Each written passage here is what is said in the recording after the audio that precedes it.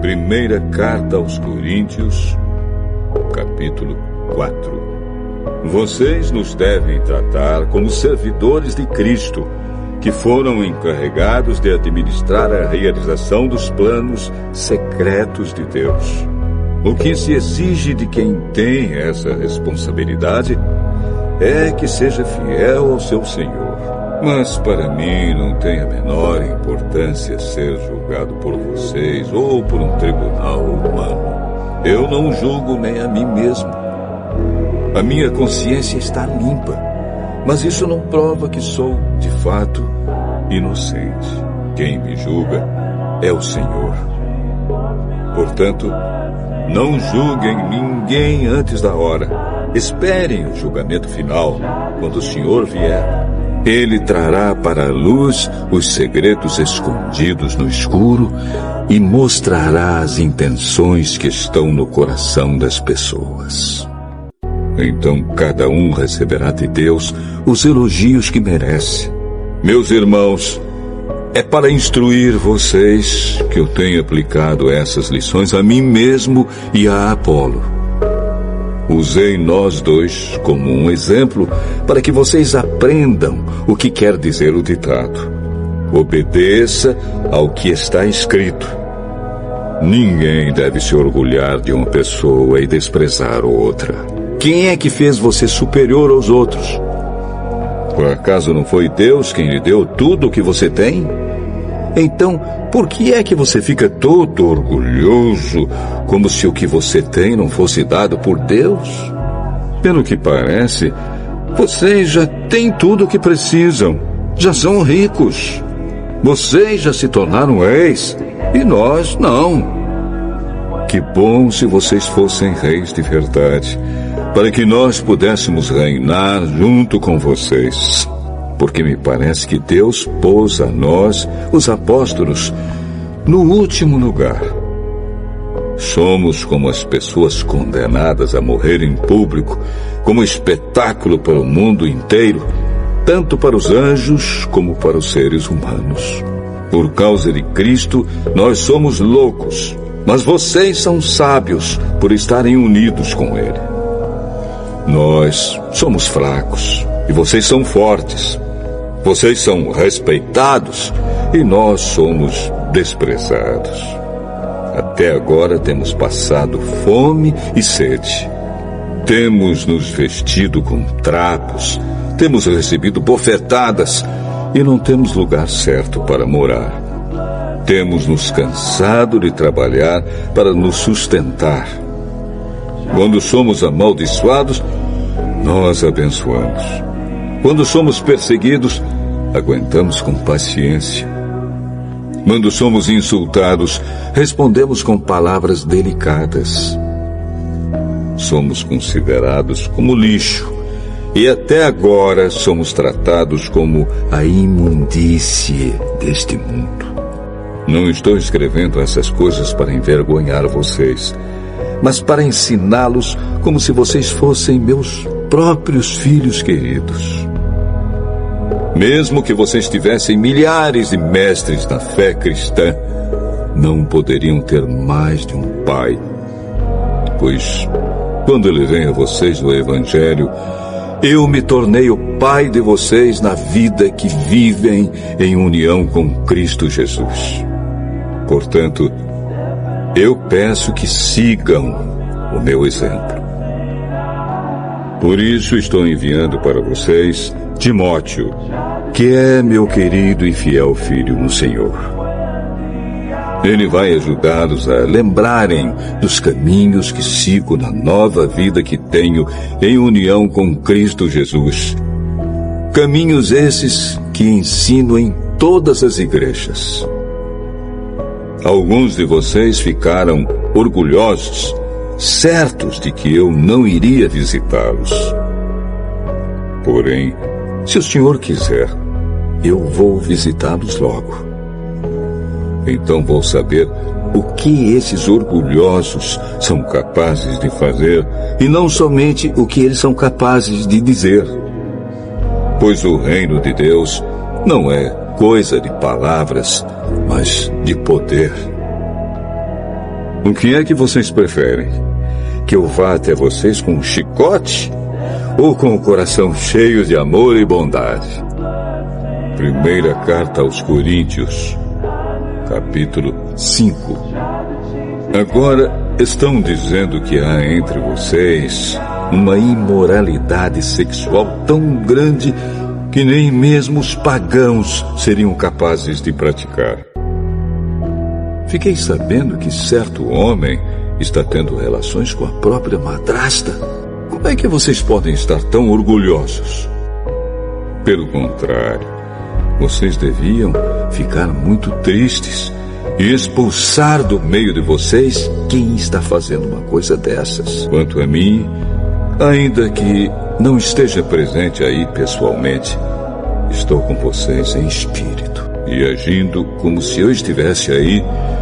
Já julguei, pela autoridade do nosso Senhor Jesus, o homem que está fazendo essa coisa horrível. Quando vocês se reunirem, estarei com vocês em espírito. Então, pelo poder do nosso Senhor Jesus, que estará presente conosco, entreguem esse homem a Satanás, para que o seu corpo seja destruído, mas o seu espírito seja salvo no dia do Senhor. Não está certo que vocês estejam orgulhosos. Vocês conhecem aquele ditado: um pouco de fermento fermenta toda a massa. Joguem fora o velho fermento do pecado para ficarem completamente puros. Aí vocês serão como massa nova e sem fermento, como vocês, de fato, já são.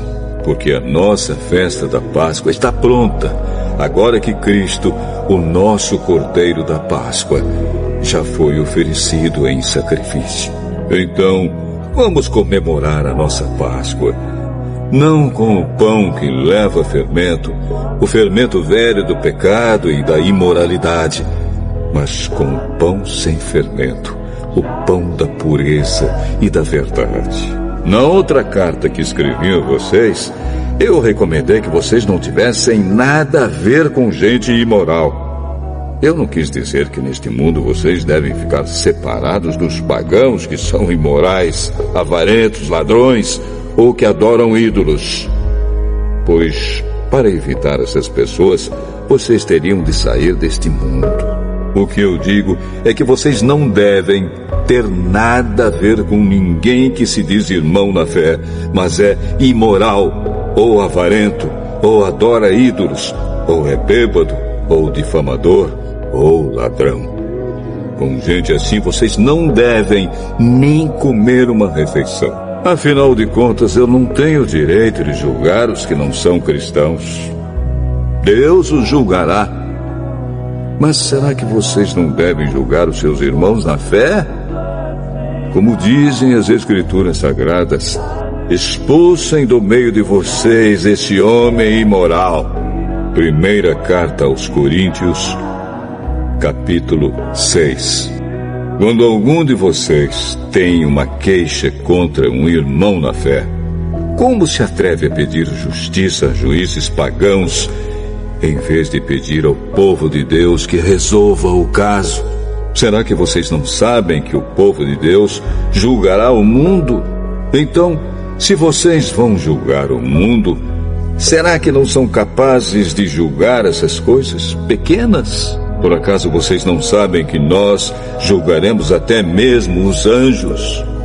Muito mais, então, devemos julgar as coisas desta vida.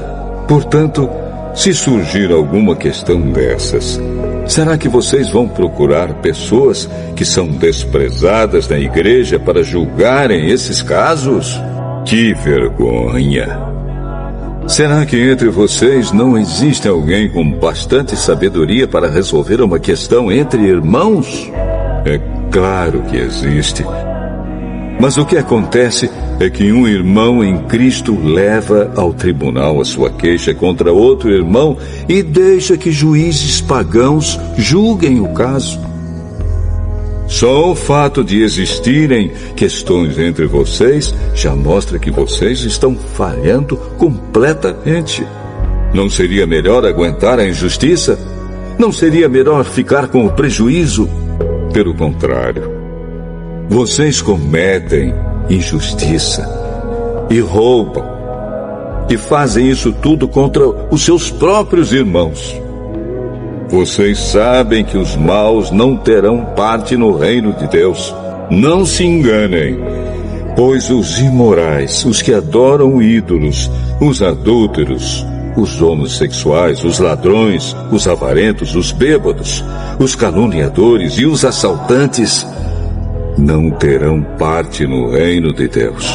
Alguns de vocês eram assim, mas foram lavados do pecado, separados para pertencer a Deus e aceitos por Ele, por meio do Senhor Jesus Cristo e pelo Espírito do nosso Deus. Alguém vai dizer: eu posso fazer tudo o que quero. Pode sim, mas nem tudo é bom para você. Eu poderia dizer: posso fazer qualquer coisa, mas não vou deixar que nada me escravize. Outro vai dizer: o alimento existe para o estômago e o estômago existe para o alimento. Sim, mas Deus acabará com os dois. O nosso corpo não existe para praticar a imoralidade, mas para servir o Senhor.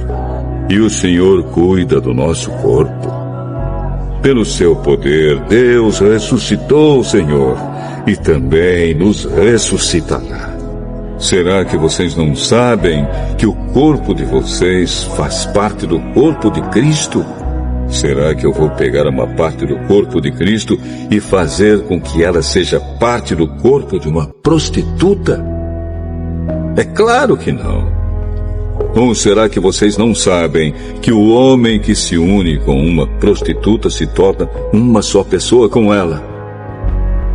As Escrituras Sagradas afirmam: os dois se tornam uma só pessoa.